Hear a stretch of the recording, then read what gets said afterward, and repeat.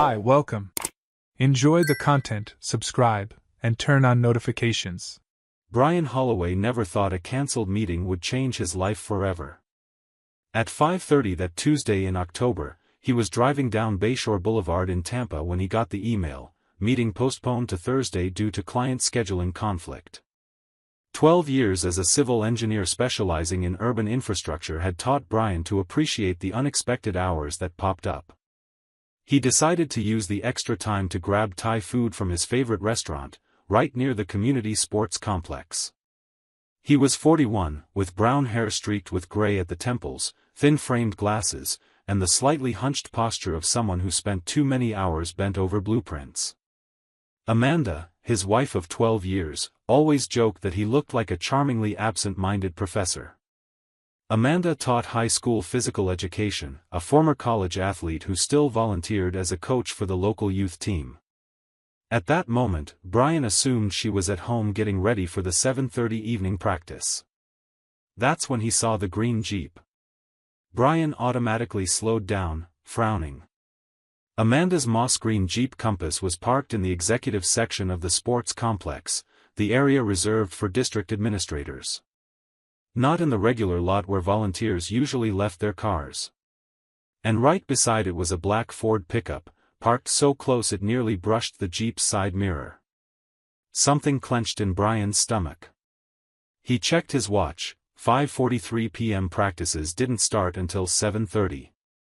Why would she get there almost 2 hours early? And why in the admin area? He recognized that black pickup. He was sure he'd seen it in photos Amanda had shown him from school events. Without thinking much, Brian pulled into the public parking lot and picked a spot far away, with a clear view of the executive section. He turned off the engine and sat there, feeling ridiculous. She probably just got here early to set up equipment, he told himself. But the uneasy feeling wouldn't go away, it grew like an oil slick spreading on water. Minutes dragged on. A few cars drifted in as the sky turned orange. Brian got thirsty, but he didn't leave the car. He waited. At 6:15 p.m., the side door of the admin building opened. Amanda stepped out first, black leggings, blue sports top, her blonde hair pulled high in a ponytail. She looked relaxed, smiling broadly as she talked with the man behind her. Travis Kellerman. Brian recognized him instantly, the district's athletic coordinator, 34, divorced, as Amanda had mentioned months ago.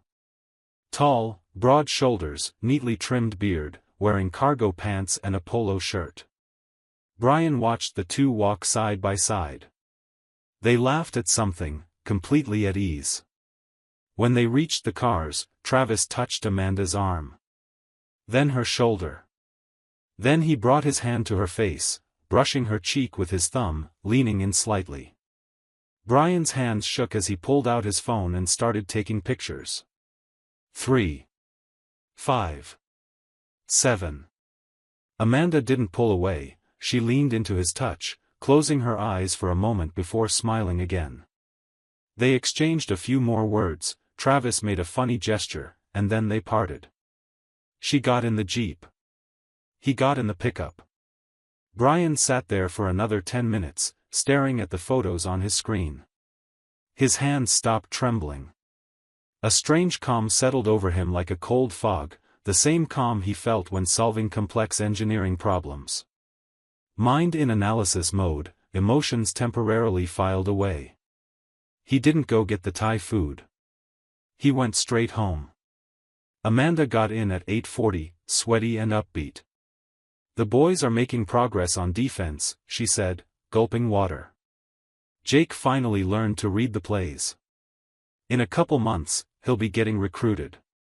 Brian sat at the table with his laptop open, pretending to review project files. "That's good. Practice went well, then?" "Tiring, but productive." Travis stopped by at the end to evaluate players. "He's impressed." "Travis Kellerman?" "Yeah, the district coordinator. The divorced guy who started this year." Brian just nodded. Amanda said she was going to shower, gave his head a quick kiss, and headed to the bedroom. For 3 days, Brian became a ghost in his own life. He went to work, attended meetings, but his mind was processing, investigating, putting together pieces. On Thursday night, while Amanda slept, he took her phone, password shared out of mutual trust, and spent 2 hours scrolling. He found deleted messages, but he knew everything was backed up in the cloud. He logged into iCloud and started recovering the deleted files. The conversations came back slowly, like ghosts reappearing. Texts. Photos. Some from 5 months ago. Others from 8. Can't wait until Tuesday, read one of Travis's messages in July. Those 2 hours with you are the best part of my week. Amanda's reply, I know. I hate that it has to be so secret. When can we stop pretending? There were heart emojis. Photos of Travis shirtless. One of Amanda in a suggestive angle with the caption, thinking of you. Brian printed it all. Organized it chronologically. Made a physical folder with clear plastic sleeves, each page dated and categorized. Meticulous work. Document engineering. On Friday, he scoured social media, Instagram, Facebook, LinkedIn. He noticed the patterns. Photos from school events since March, tournaments, competitions, meetings. In 12 different photos, Amanda and Travis appeared together. The comments were subtle but telling. Working with the best, Travis had written on a photo where Amanda was in the background. She'd replied with a yellow heart emoji. Another, from a May school barbecue, someone tagged them both, the dynamic duo of district athletics. Brian checked Amanda's phone location history, shared through the family app. The data showed a clear pattern. Tuesdays and Thursdays, Amanda arrived at the complex between 5:30 and 6 p.m., stayed until 7:15, and only then moved to the field area until 9 p.m. More than an hour, twice a week, in a location that had nothing to do with practices. On Friday night, when Amanda announced, another practice, back around 9, Brian just nodded. He waited 15 minutes, then followed her, keeping a safe distance. Amanda didn't go to the sports complex. She drove 20 minutes to a modern apartment complex, parked in front of Building 12, and went inside. Brian parked across the street, wrote down the address, and waited. 55 minutes later, he checked public records online. Apartment 304, Building 12. Tenant, Travis Michael Kellerman. He got out of the car, crossed the street, and walked into the building. The door was unlocked. He took the stairs up 3 flights, walked down the hallway to apartment 304. Soft music was coming from inside. He knocked. Footsteps inside. The music lowered. The door opened. Travis appeared in jeans shorts and a white t-shirt, barefoot, hair still damp. His expression froze when he saw Brian. What? Brian? Hi, Travis. Hope I'm not interrupting anything important. Oh, wait. I am. Travis tried to shut the door, but Brian stuck his foot in the threshold. Amanda. You better come out here. A quick movement inside. Amanda appeared behind Travis, same sportswear, face filled with pure terror. Brian. I can explain. Can you? Brian kept his voice calm. That's interesting. Because I'd really like to hear how you explain 8 months. 8 months of Tuesdays and Thursdays. 8 months of night practices that start 2 hours before the team shows up. 8 months of messages about stopping pretending. Please, explain. I'm genuinely curious which version of reality you're going to sell me. Amanda stepped out from behind Travis, tears starting. It's not what you think. Isn't it? Brian pulled out his phone and scrolled through screenshots. So these messages are from a different Amanda? These photos are of someone else? Did the GPS lie about you spending an hour here before every practice? Travis held up his hands in surrender. Look, man, I know it looks bad, but... You don't talk to me, Brian cut in, eyes locked with icy intensity. You don't get to say a word to me. You're the district coordinator. She's your subordinate. You knew she was married. I know you from the photos, from the stories. Travis is so dedicated, she used to say. You were rebuilding my marriage while you were saying that. Amanda sobbed. Brian, please, let's talk at home. Not here. Why not here? This apartment seems comfortable for intimate talks. You talked a lot here, didn't you? Or in the admin offices before practice? Last Tuesday, 6:45, you walked out with him, letting him touch your face. You followed me? Amanda mixed shock with outrage. Brian gave a dry, humorless laugh. You're upset that I followed you? That's the problem here? Not the 8 months of lying. Not using volunteer practice as cover for meetings with your boss. You're worried about your privacy. Travis tried again. Brian, look, things between you and Amanda obviously weren't working, and... Obviously? Brian turned so fast Travis stepped back. It's interesting you think it's obvious what's going on in my marriage. How many conversations have you ever had with me about my home life?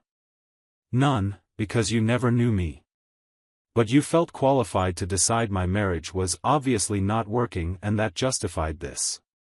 He gestured between them. I felt neglected. Amanda exploded. You only think about work. Projects, meetings, weekends at the office. When was the last time you really saw me? Brian stayed silent for 3 seconds. Then he pulled out his phone again, opening the gallery. June. That surprise trip to Savannah I planned for weeks. You cancelled last minute for an important tournament. Lie. You were here. He kept scrolling. April. I booked that spa in Clearwater you wanted. You said, urgent pedagogical meeting. Lie. You were with him. More photos. February. Tickets to the band you love. You said migraine. Next day, you posted a photo from brunch with work friends.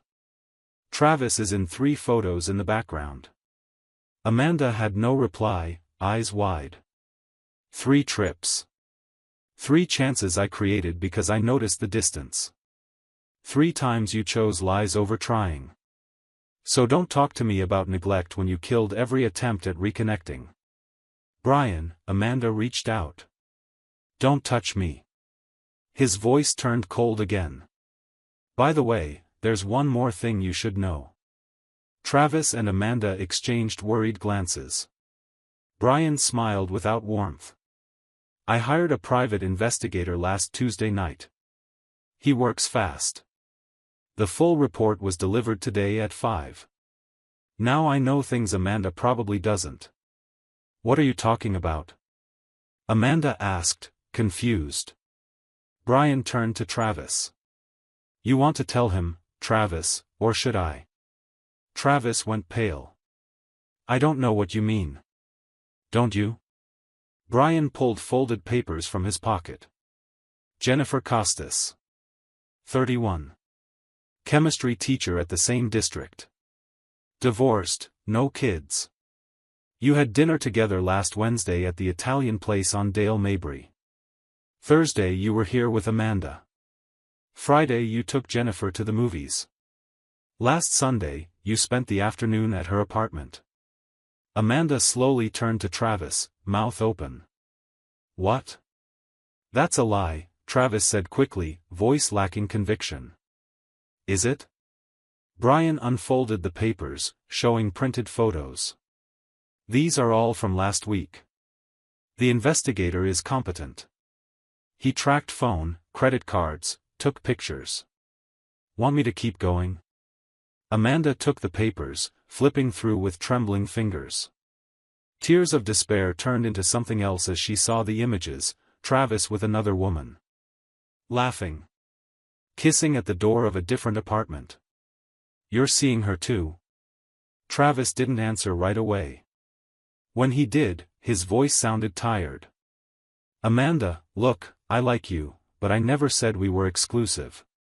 You're married, remember? We weren't in a position to have labels. The sound that came from Amanda was between outrage and disbelief. We weren't, labels? Travis, you talked about us committing. About me getting divorced. I said things in the heat of the moment. You took it too seriously. You're fun, but Jennifer and I are talking about something serious. She's single, no complications. You get it.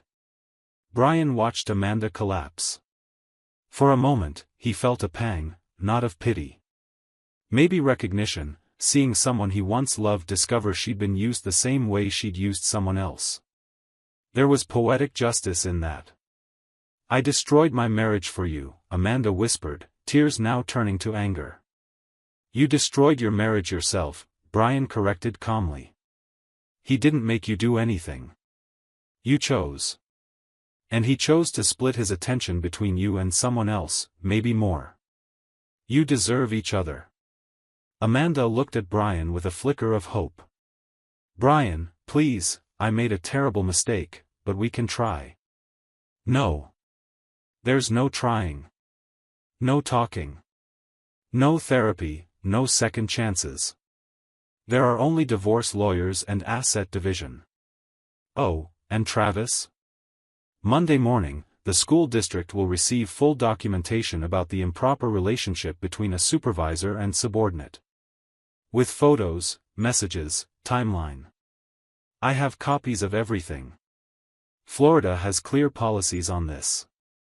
Travis tried to hold his ground. You can't prove. I can and I will. And Jennifer? She'll get copies too. I imagine she'll want to know the man she's talking seriously with was splitting time with a married employee. Choices have consequences. He turned to leave, but paused at the door. Amanda, lawyers will contact you Monday. Don't come home tonight. Your things will be in boxes in the garage. The locks have already been changed. He started down the stairs, then called back, oh, and Travis? Good luck explaining it to the district board. I heard they take professional conduct very seriously. Brian left the building without looking back, got in his car, and drove home. Only when he reached the garage, alone in the silence, did the clinical calm finally crack. He leaned his forehead against the steering wheel and let the pain come in waves that shook his body. He cried for 20 minutes, for the betrayal, the humiliation, for the 12 years built on a foundation of sand. Then he wiped his face, took a deep breath, and walked inside. He had work to do. The following months were an administrative storm. Brian hired a ruthless divorce lawyer. Since the house had been a Holloway family inheritance, it remained entirely his under Florida's separate property laws. No children meant no custody battle. Amanda tried arguing for asset division, but the documented evidence of adultery and the length of the affair severely damaged her position. The judge wasn't sympathetic. Travis Kellerman was fired after an internal investigation confirmed the improper relationship with a subordinate, violating the code of conduct. Jennifer Costas broke up with him publicly on Facebook, posting about men who lie to multiple women. Amanda lost respect among colleagues. She wasn't fired, but transferred to a less desirable school, stripped of administrative duties and given a pay cut. Brian threw himself into work with renewed intensity. He took on a major urban drainage redesign project that demanded 60-hour weeks for 3 months. Exhaustion helped, less time to think, feel, remember. His co-workers noticed the change in him, a new hardness, but also impressive efficiency. He was promoted to senior project manager in April. It was June, 8 months after the confrontation, that Brian finally gave in to the dating app his friend Colin kept pushing. You don't have to remarry, man. Just get out there, meet people, remember not everyone's a liar. Brian made a basic profile, 2 photos, honest description, recently divorced, civil engineer, likes walks and blues. He didn't expect much. Sophia showed up in the third week. An architect, 36, divorced for 2 years, no kids, a genuine smile in every photo. They messaged for 5 days before meeting for coffee. Coffee turned to dinner. Dinner turned to a walk along Bayshore at sunset. Brian was cautious, almost uncomfortably careful, but Sophia was patient. You don't have to tell me details now. Everyone has stories. The important thing is being here now, present. 18 months after that night, Brian was starting to feel whole again. Not fully healed, scars like that didn't vanish, but functional, capable of real laughter, trusting in small doses, imagining a future that wasn't empty. It was a Saturday afternoon in March. Brian and Sophia went to watch the local youth team's game. Brian still anonymously donated to the program because he believed in the kids, no matter what had happened. They bought popcorn and sodas, found seats in the bleachers under the gentle spring sun. The game was lively. It was Sophia who noticed first. "Isn't that woman down there? Do you know her?" Brian followed her gaze. On the ground level, near the scoring table, was a blonde woman with a high ponytail, wearing a discreet administrative outfit, black slacks, white blouse, badge around her neck.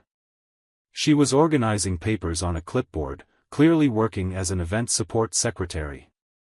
It was Amanda. Brian watched her for a moment, noticing details. She looked tired, older despite only 18 months having passed. Lines around her eyes more pronounced. The vibrant energy she once had was gone. She moved through tasks with mechanical efficiency. Alone. No Travis, no group of co-workers. Just her, the clipboard, and basic responsibilities. "I knew her," Brian answered after a moment. "A long time ago." Sophia was perceptive. She looked between Brian and the woman below, and something in his expression revealed the connection. "Ah," she said softly, understanding without needing an explanation. Amanda looked up at that moment, sweeping her gaze across the bleachers. Her eyes met Brian's. She froze. For 3 seconds, they held eye contact across the distance, the weight of 12 years of marriage, 8 months of betrayal, and 18 months of consequences passing between them in heavy silence. Brian didn't look away, but he didn't change his expression either. He just watched, neutral, almost indifferent. Then Sophia gently touched his arm, bringing him back. "The boys are playing well," she commented. Brian turned to the game, leaving Amanda in the periphery. He wrapped an arm around Sophia's shoulders, pulling her close as they watched the defender intercept a pass and start an impressive run. The bleachers erupted in applause. "Want to get dinner after?" Sophia asked, smiling. "I'd love to," Brian replied, and realized he meant it. He wasn't forcing joy or pretending interest. He was genuinely present, connected to this woman who chose to know him in his post-trauma version and decided to stay. When the game ended 40 minutes later, they descended the bleachers toward the parking lot. They passed less than 3 meters from Amanda, who was still organizing paperwork. She looked up again, mouth opening as if to say something. Brian didn't slow down. He didn't stop. He didn't wave. He just kept walking beside Sophia, talking about where to eat, laughing at a joke about a player tripping. To all intents and purposes, Amanda was a ghost, present but irrelevant, part of a story he'd read, filed away, and moved on from. In the car, as he drove off, Brian caught one last glimpse of Amanda in the rearview mirror. She stood alone by the table, watching them leave, the clipboard limp in one hand. She seemed small somehow, not physically, but in presence, in vital energy. Brian adjusted the mirror, blocking her from view, and accelerated toward the Italian place Sophia had suggested. "You okay?" Sophia asked quietly after a few minutes of silence. Brian thought honestly about the question. He checked his emotions like an engineer checking pressure levels. Were there traces of pain? Yes, layers of sadness over what could have been. Anger? Surprisingly little now. Regret? Not for the choices after the discovery, only for the time lost before. I'm okay, he finally answered, and he meant it. I'm really okay. Sophia smiled and placed her hand over his on the gearshift. They drove in comfortable silence as Tampa passed by the windows under the golden light of late afternoon, two adults with complicated histories choosing to build something new instead of staying trapped in the ruins of the past. 3 months later, Brian accepted an offer in Denver, a director of urban infrastructure role with a significant salary bump. Sophia, whose freelance career was portable, decided to move with him. They planned a road trip across the country, stopping at national parks. The day before leaving Tampa for good, Brian walked past the house he and Amanda had lived in for years. It was already sold, a young family with 2 kids had closed the deal. He stood on the sidewalk for a moment, hands in his pockets, watching the new family unload boxes. The mother laughed at something the father said as they carried in the sofa. The kids ran across the lawn, screaming with pure, unfiltered childhood joy. It felt right. A full circle.